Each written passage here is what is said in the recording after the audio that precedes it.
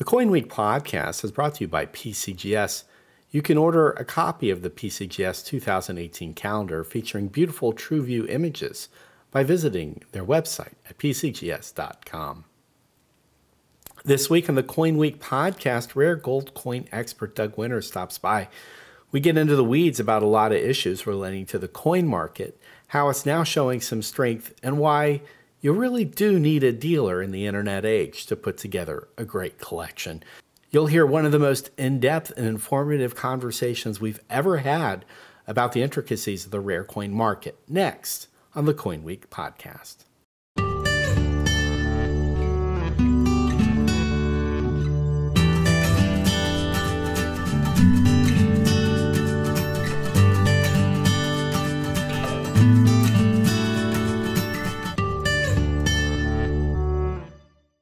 Hi, Doug. Thanks for joining me on the CoinWeek podcast. Thanks for having me. So, I read with great pleasure your most recent blog, which was posted on your website as well as on coinweek.com, where you were writing about 4 areas in the 2017 rare coin market where the market has shown some real strength. And your commentary went along with, what I have felt being a junkie of how the coin market is doing my own analytics, and keeping my ear to the grindstone as far as what's really going on in the bourse and in dealers' private dealings with collectors and each other. And it seems to me that we are now pulling ourselves out of a malaise, a dip in the market that seems to have occurred starting shortly after the November 2013 Newman sale. So I wanted to have you on the podcast this week so that we could talk about the coin market, and so our readers and listeners can learn where the coin market is now and how you see things operating as you do on the front lines. So my business has been basically pretty strong all the way from 2013 to the present, but from talking to other people, there was probably a degree of economic uncertainty that fueled people to pull back a little bit from purchases. And obviously the stock market has just been like a rocket ship the last year and a half, 2 years or longer, which has removed some interest from casual buyers. I'm noticing the biggest shift I'm noticing really right now is new people coming into the market. I've probably sold coins in the last 3 months to a third of the sales I've made have been to people that I've never sold coins to before. And it's an interesting perspective for me because I'm used to selling coins to people who are a little bit more established. But people seem to be coming into the market and they're fairly well informed about coins, given the accessibility to information. And it's not people asking me naive questions like, hey, I've got some money, what do I want to collect? It's more people saying, I've just been reading about such and such and I want to collect such and such. How do I start? Or what do you have for my collection? And I'm also noticing the average age of the people that are new to me seems to be significantly younger than my usual customer base. So I think all of these are pretty good signs. And from talking to people across a pretty broad spectrum of market areas in the last few months, if you sell interesting coins that are photogenic and have some degree of uniqueness about them, your business is probably pretty good right now. You bring up the word established. There are 2, I would call them commonly used numismatic code words. One is established, and the other one is sophisticated. If you're not in the know, established means old, and sophisticated means wealthy. Yeah, I would say that's a good job of decoding those words. I would not disagree with you. So one of the things that I think people should understand is that coins, especially in the classic US series, especially desirable coins, the coins that are not generics, semi-rare, rare, and extremely rare coins are very high-grade examples of type. These coins have been priced out of the majority of collectors' budgets for quite a long time. And so, the coin market can hum along for someone who's spending $100 or $200 a coin. And they may not notice a downturn in the market until there are fewer new coin releases from the mints and marketers for them to buy.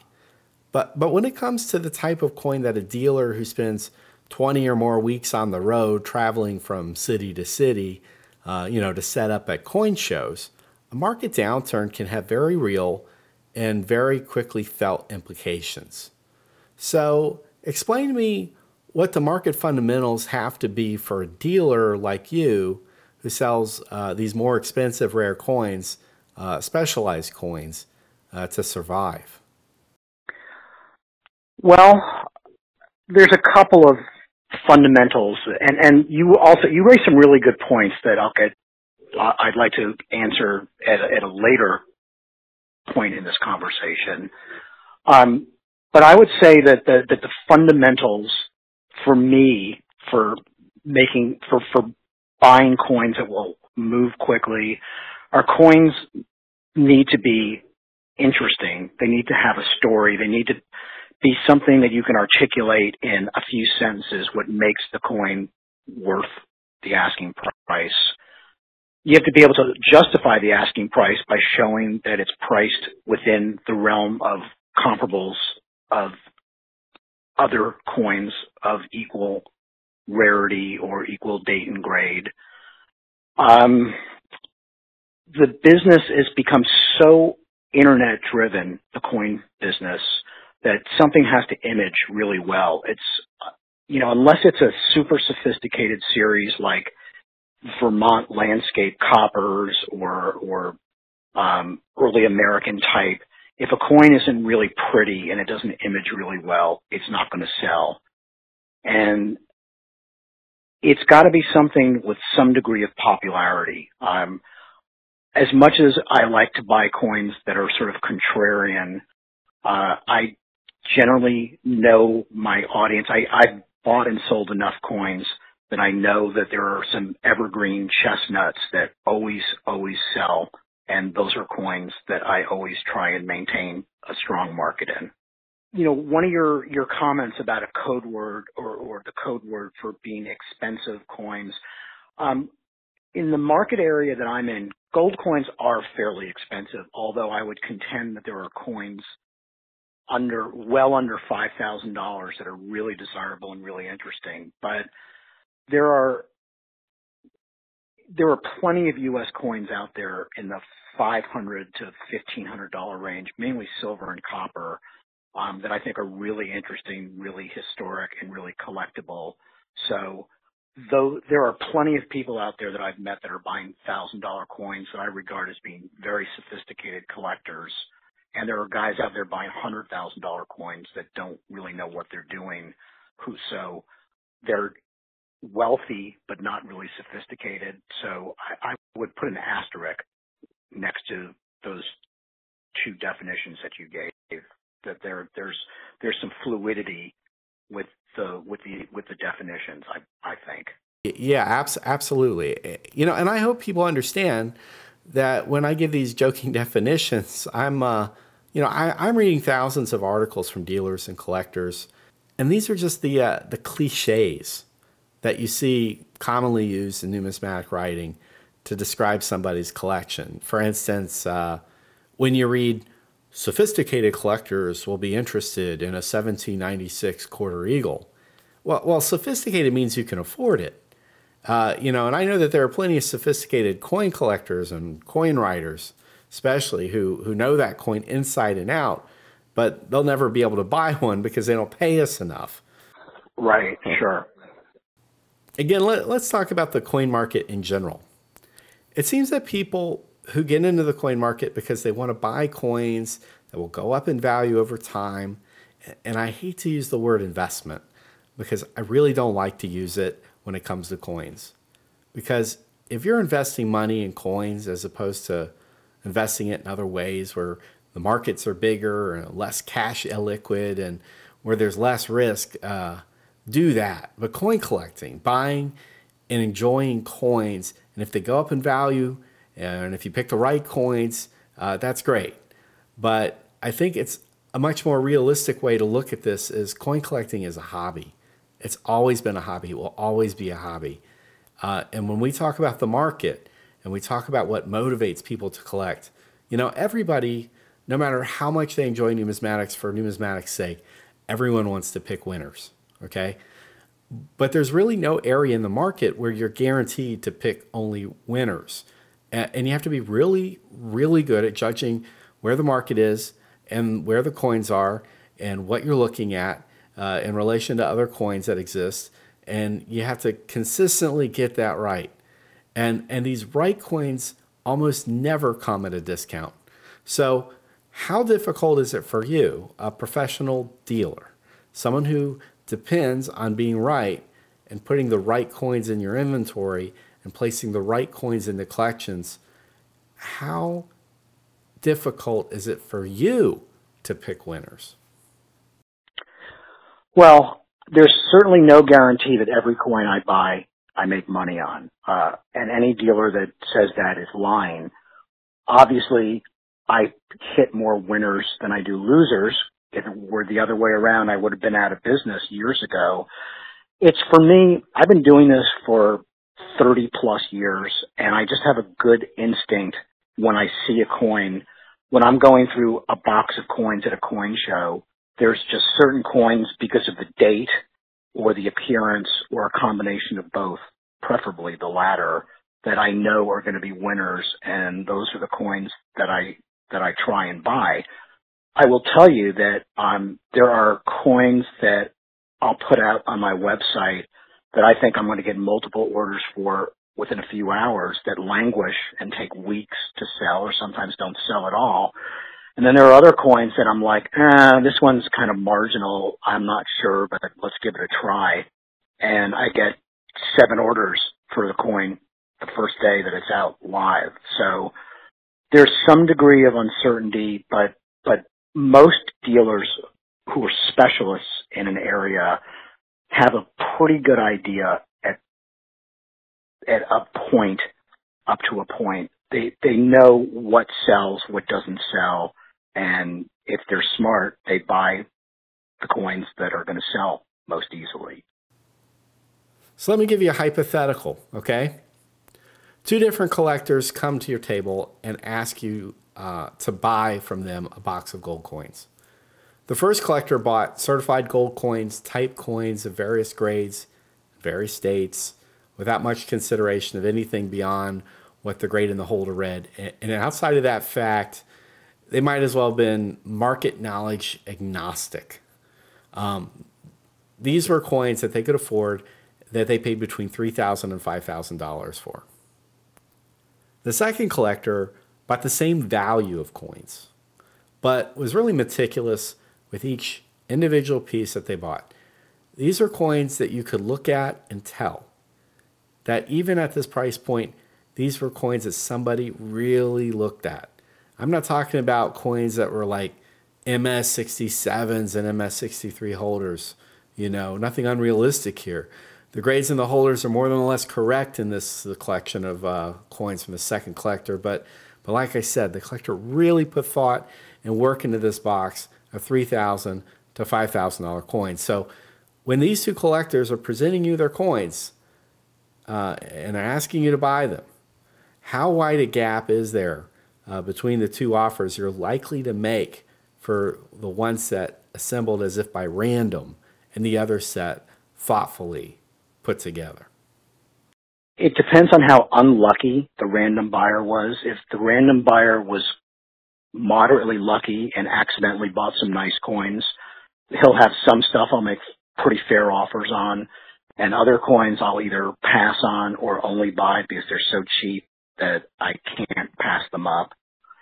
But the buyer, the thoughtful buyer who bought really nice PQ, crusty original, maybe CAC quality coins, he's probably going to realize, anywhere from 10 to 100+% more than a sloppy, arbitrary bunch of coins and in the right environment, if he's got a really unique sort of specialized collection, it could be very radically greater for if it's, for me, especially if I know that they're fresh coins, they haven't been on the market in a long time, I'm getting first shot at them. I would say that he's going to realize a significantly greater amount based on his care and thought that went into his purchases. I couldn't agree with you more.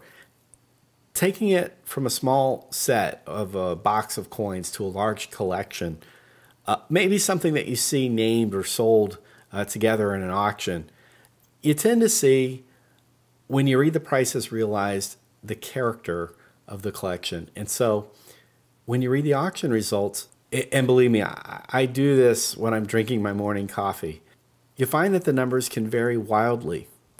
And that can quickly lead you to misunderstand the coin market.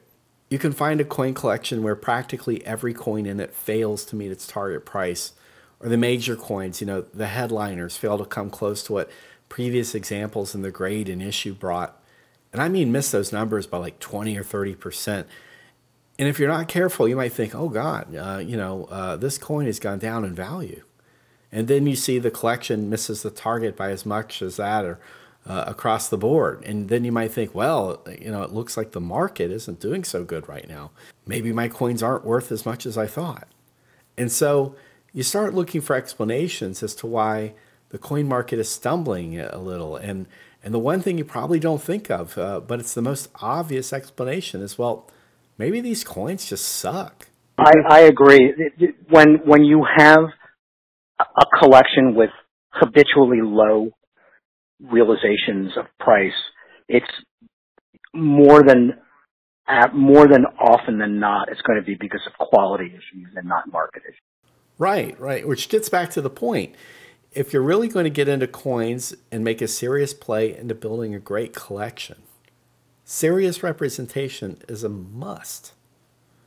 No collector, even one that reads every book on the subject, is ever going to have that firsthand knowledge of the market that a dealer who specializes in that area is going to have. They're just not going to know where all the great coins are buried and which coins are graveyards, or how to get coins you really want in your collection to come to market from those that currently own them. Without help putting together a collection, you really run the risk of just ending up with dogs. Yeah, I'm continually amazed by talking to people that, with very little knowledge, decide that they're going to participate in auctions, and they don't realize that they're buying coins basically sight unseen, and they're competing against professionals. It's sort of like me saying, well, I've seen a lot of movies, so I'm going to go film something with my iPhone and submit it to Sundance and expect it to compete. It doesn't quite work like that. And it's easy to garner information about the market right now. It's more difficult to interpret that information.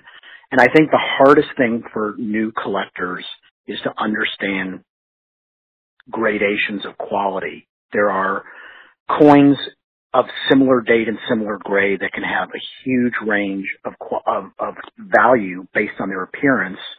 You can have a PCGS MS64 1920 double eagle that's worth X because it's very average quality, and then you can have one that's worth X plus 100% because it's really outstanding quality.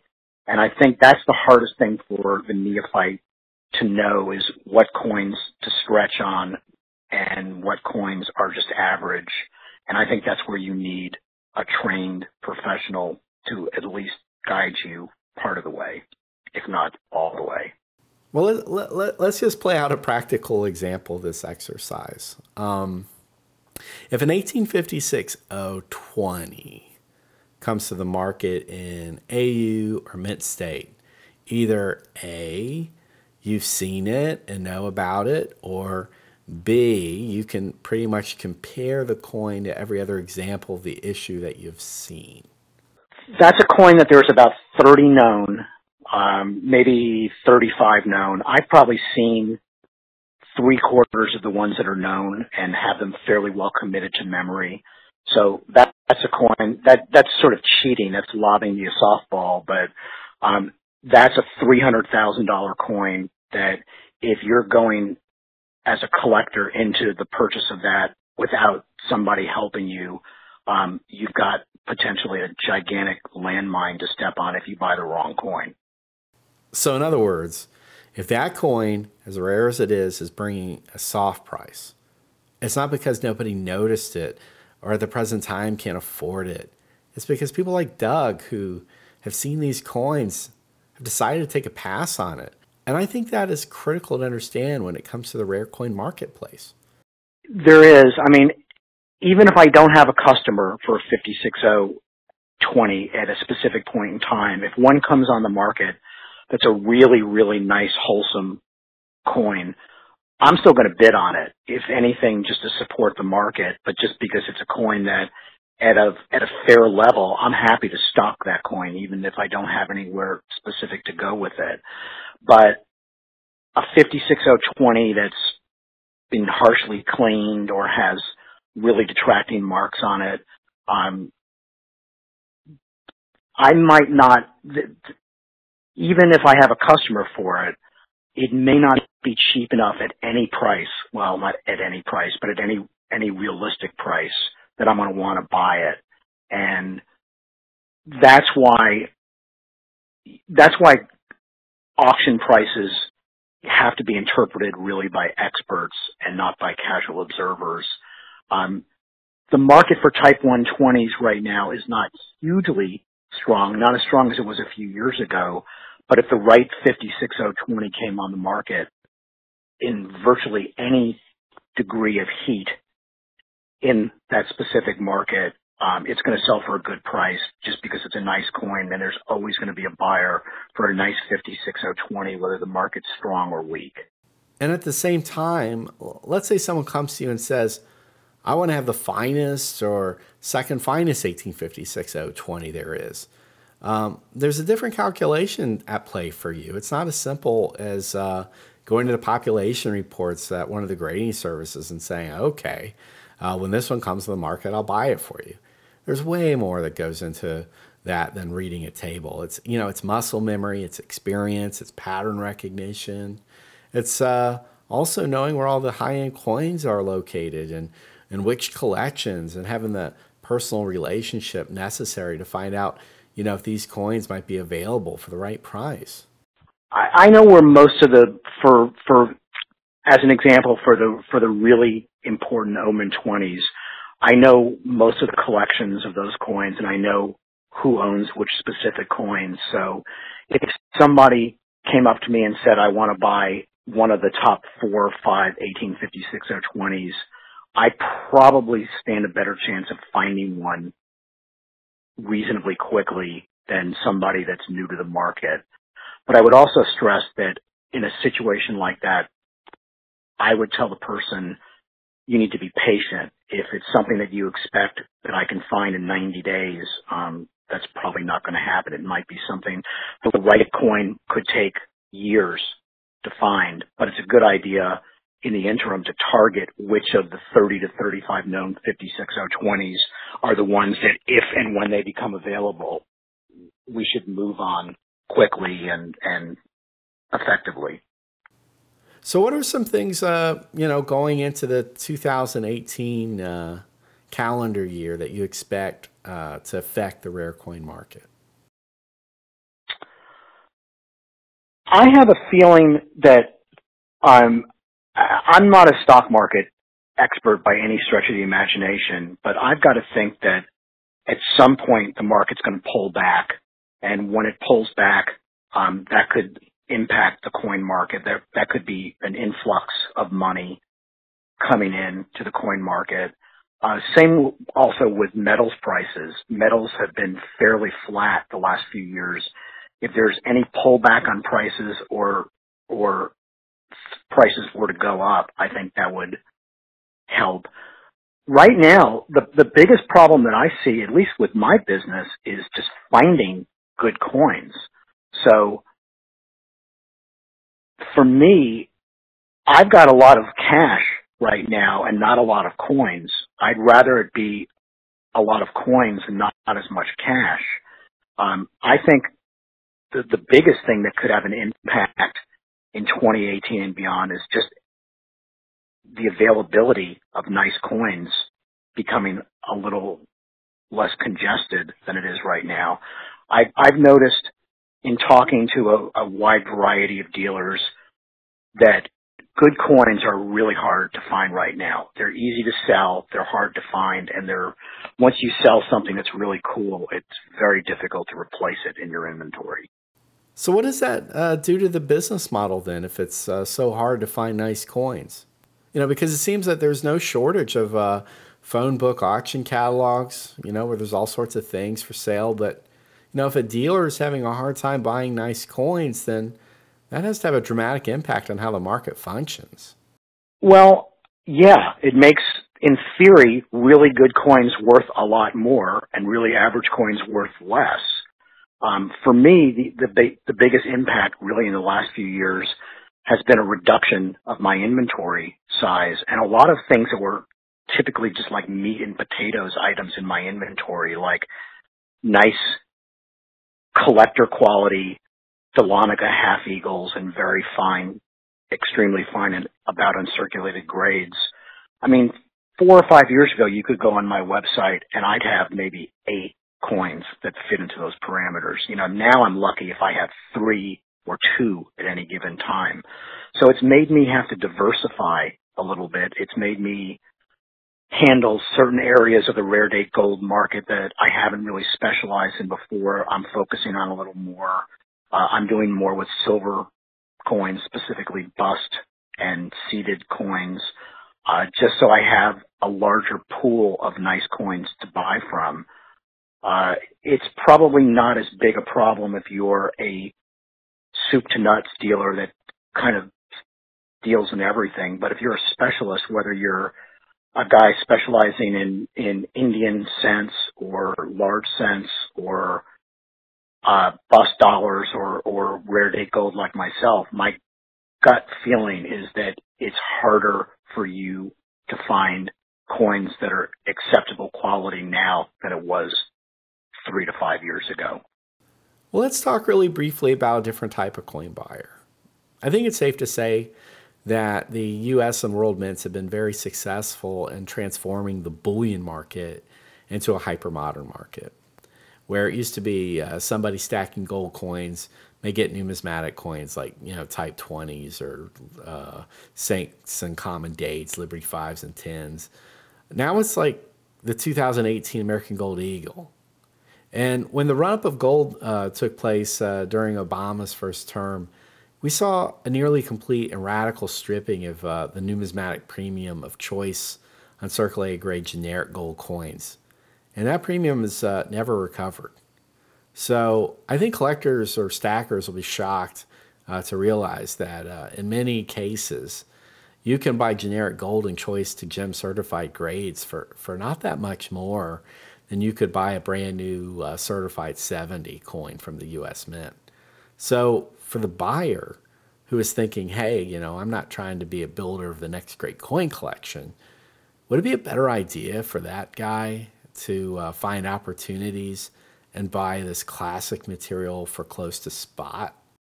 As far as moderns go, I mean, you're talking to somebody. I'm a self-professed dinosaur. I know virtually nothing about the modern coin market, and that's pretty deliberate. The reason that the so-called generic market has skidded so badly over the last decade is obviously the U.S. Mint has become by far the biggest and most successful United States coin dealer in history. And B, a lot of the marketing companies that used to sell nice generic U.S. gold coins like Liberty Head Half Eagles and MS-63 or Indian Head Eagles and MS-64, stopped selling those because selling modern coins is easy. You could have almost anybody with no training do it, and it's just low-hanging fruit. And the coins are high grade, and they're pretty and shiny, and it seemed like an easier sell. At this point, the premiums on relatively high grade generic U.S. gold coins are unbelievably low, and it's conceivable that they could get lower, but they seem like a pretty good play to me right now. It doesn't seem like, from strictly an investment standpoint, and I feel the same way about coin investment as you do, Charles.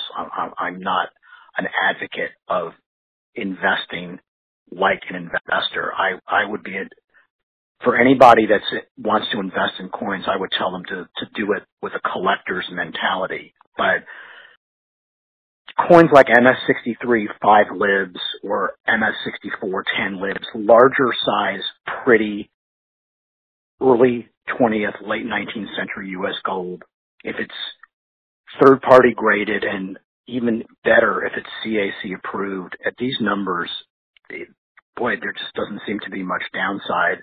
But I also said that 30% ago when coins that are $500 now were $750, they seem dirt cheap to me. I don't think they can get a lot cheaper, but in order for them to really appreciate in value, there's going to have to be some sort of demand created for them. And whether it's a company that figures out a way to get people to buy them, or somebody recommends them, or they become popular another way that I can't figure out yet, there's still a huge supply of those coins, and there's just not enough demand right now to make them go up yet in price. Yeah, but at the same time, my opinion would be, if you could buy the coin at the same price as the modern issue, you really got nothing to lose. For me, a 1902S 5 lib is just a much more historically and aesthetically more interesting coin than a burnished platinum eagle. I mean, that just, modern coins for the most part just leave me cold. They just don't do anything for me from the standpoint of what interests me from an aesthetic and historic standpoint. And I agree, if you can get something of equal value from an early 20th century U.S. gold coin versus a modern product, it just seems like, it seems like a no-brainer to me that you would, at least I would want the early 20th century coin for a variety of reasons. Yeah, and just to be clear, so people understand why there's a distinction, and why Doug said about how marketing companies have transitioned from this material to modern material. So modern coins are struck and are almost perfect as struck. They're beautiful. They have a current date, and people can relate to that. They're easy to sell to people who don't know coins because they're impressive. They have these classic designs. They have that date, like I said, that current date. They're clearly marked as, 0.9999 fine gold. Whereas a 100-year-old gold coin, if it's a perfect coin, it's not a type coin anymore, and you never get it in your spot. It would be, one of these highly desirable super coins, and something only a sophisticated collector, using that code word again, would pay for, and they'd have to pay a significant premium to get it. The other thing is that the mint will strike as many modern bullion coins as the market demands. There will, under most circumstances, never be a shortage of this material in any given year. So the marketing company will never run out of inventory, as this material is very easy to stock. Whereas if you try to go out there and buy like 20,000 type gold coins at a price point that you could mass market, well, you're going to find it very difficult to do that. And all it would take was for one or two companies to really get into that game, and all of a sudden, all the available stock at wholesale would dry up, and you'd have to start paying increasingly more money to source the material, because there aren't hundreds of thousands or millions of these coins available to constantly feed this type of business. I think your numbers are high. I mean, I think for classic coins, you could move the market if a company sold a few thousand 5 libs or 10 libs or saints. I think that would move the market. I don't think you can't move the market on modern coins unless you're talking about tens of thousands of coins. With vintage U.S. coins, I think the numbers are smaller than people realize of what it would take to change the supply-demand ratio from what it is now to something that would be more favorable for prices increasing in the future. You're probably absolutely right about the number, actually. The same holds true for, the classic commemorative series. A lot of these coins have mintages of just a few thousand coins, and that series has been the doldrums for years because there really hasn't been a demand for it. But if you look at it, it only takes like 4,000 or 5,000 people to get into classic commemoratives before, some of these coins just aren't available in the market anymore at these prices. But again, you have to understand the ins and outs of the market at any given time. So look at a mintage number, look at the population numbers, the auction records, and take it all in with a grain of salt because, the rare coin market is very sophisticated and there are idiosyncrasies built into it. And there's a certain type of expertise that dealers bring to bear in their participation in the market. And many of the best dealers focus, specialize in areas, and they learn that segment inside and out. And they build a network of clients, and they have a strategy to support that market, and they know things about these coins that the cataloger won't say, isn't allowed to say. They know things about the coins that you need to know in order to really protect yourself and make the right call and take shots at the right coins. And it's this kind of knowledge that maybe isn't possible if you deal in everything and specialize in nothing because, there's no way that you possibly could learn everything. I couldn't agree more, and I've always laughingly said to people that the most difficult customer I have to sell to is myself. I pass typically on about 95 to 98% of the coins that I see in auction or at a coin show, and for me to buy something, especially a 5 or 6 figure coin, it's got to really speak to me for me to write the check. So before I let you go, and maybe you don't want to touch this question, but for people like you who travel the country on a regular basis doing the show scene, something that people may not realize is that typically, the better dealers won't bring their best coins to coin shows. The real reason is that many dealers come to coin shows to buy coins from other dealers, where they get most of their best material. And sometimes, collectors are going to bring some really nice material that sometimes shakes loose.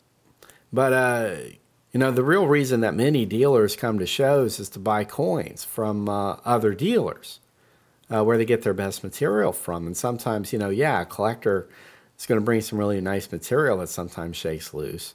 So do you also do this, or do you have a different type of strategy that informs what you bring to a coin show? So I have approached shows differently than most dealers or differently than most retail coin dealers for years. I have a really good website, and it's, I believe, a much better mechanism for selling than setting up at a coin show.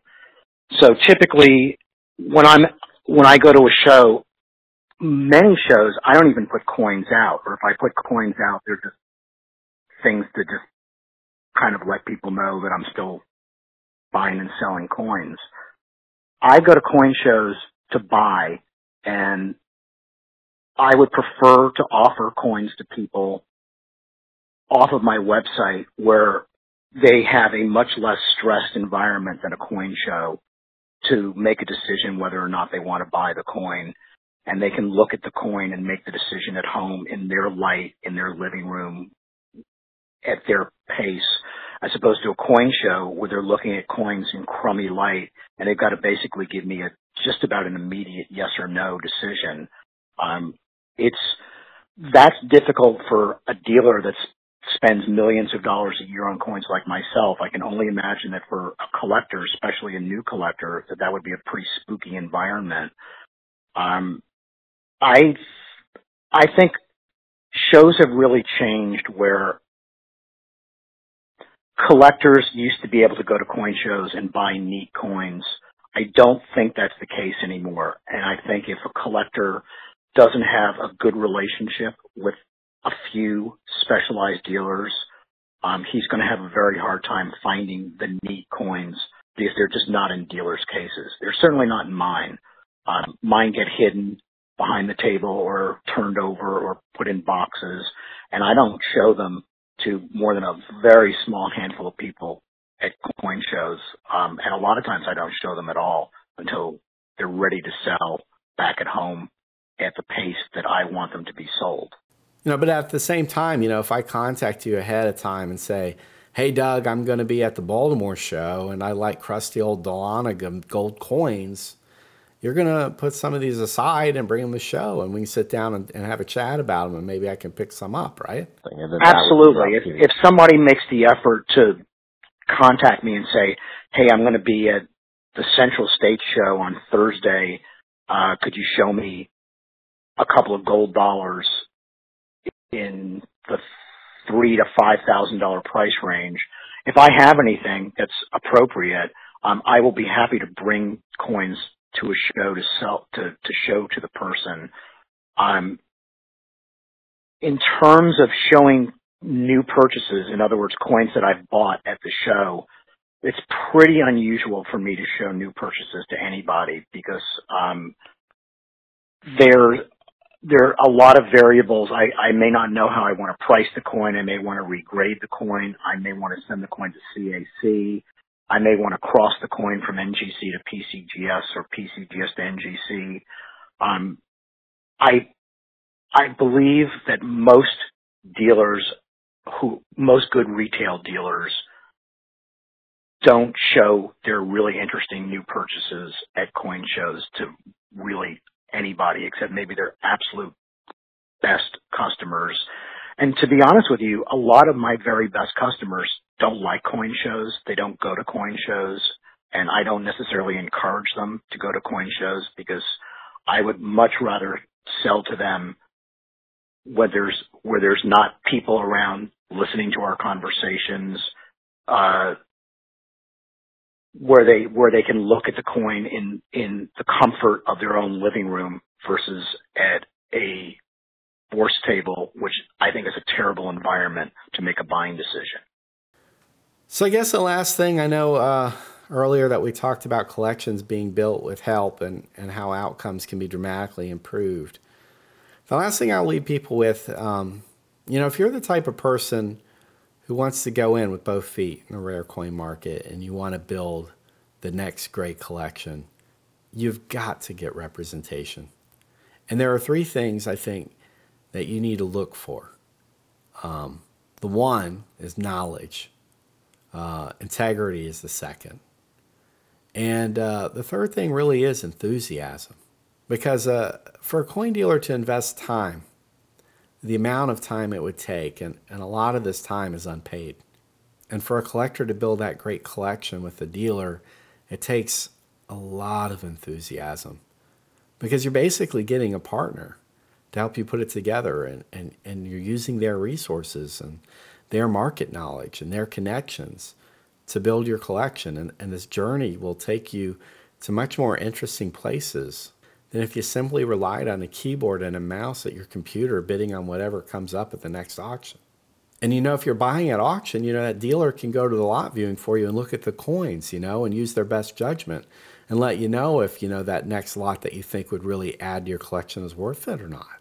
And I would say if you're into classic gold, and I can say this enthusiastically, that you'll have a richer and more informed experience reaching out to guys like Doug and letting them in on your plan.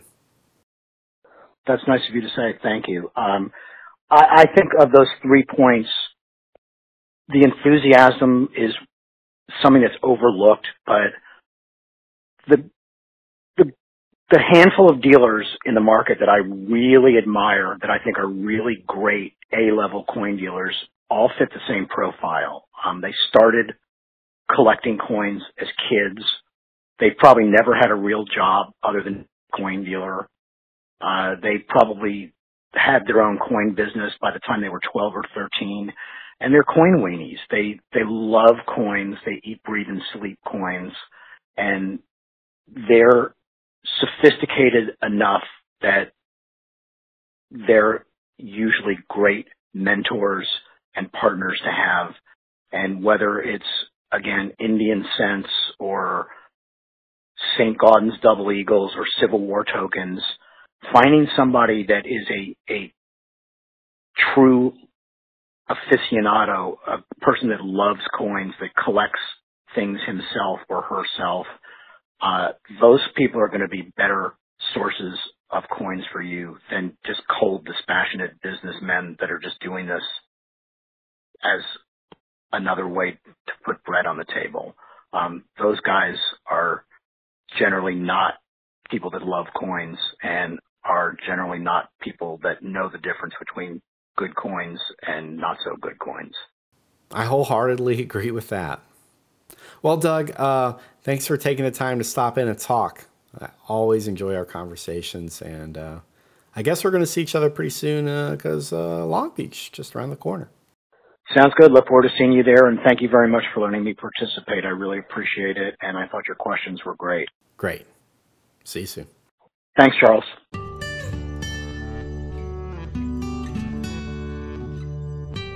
If you enjoyed this podcast, please share with your friends. Remember, you can download all 87 episodes of the CoinWeek podcast for free from the iTunes store. Lots of great info for you. For CoinWeek, I'm editor Charles Morgan. Until next time, happy collecting.